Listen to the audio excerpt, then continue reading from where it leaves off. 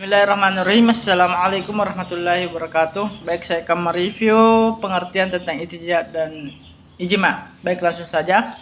Ijtihad adalah mencurahkan pikiran dengan bersungguh-sungguh. Sedangkan menurut istilah, arti ijtihad adalah proses penetapan hukum syariat dengan mencurahkan seluruh pikiran dan tenaga secara bersungguh-sungguh. Atau juga usaha yang sungguh-sungguh oleh mujtahid untuk mendapatkan hukum syariat yang baru yang tidak ada dalil dari Al-Quran dan hadis. Jadi pada dasarnya ijtihad memiliki fungsi untuk membantu manusia dalam menemukan solusi hukum atas suatu masalah yang belum ada dalilnya di dalam Al-Quran dan hadis. Sedangkan tujuan ijtihad adalah untuk memenuhi kebutuhan umat Islam dalam beribadah kepada Allah Subhanahu wa ta'ala pada waktu dan tempat tertentu.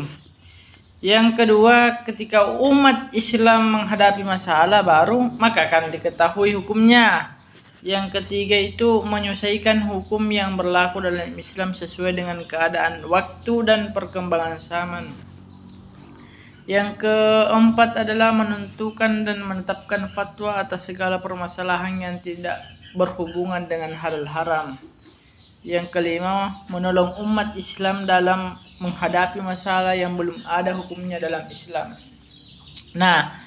Untuk menjadi ijtihad adapun syarat-syaratnya, yaitu harus memahami tentang ayat dan sunnah terkait dengan hukum, harus memahami berbagai masalah yang telah diijmakan oleh para ahlinya, harus mengerti bahasa Arab dan segala ilmunya dengan sempurna, harus mengerti tentang nasikh dan mansukh, harus mengetahui dan memahami tentang usul fikih, harus memahami secara dalam tentang rahasia-rahasia asrarus syariah, harus memahami secara mendalam tentang seluk-beluk qiyas. Baik, langsung saja kita masuk ke ijma.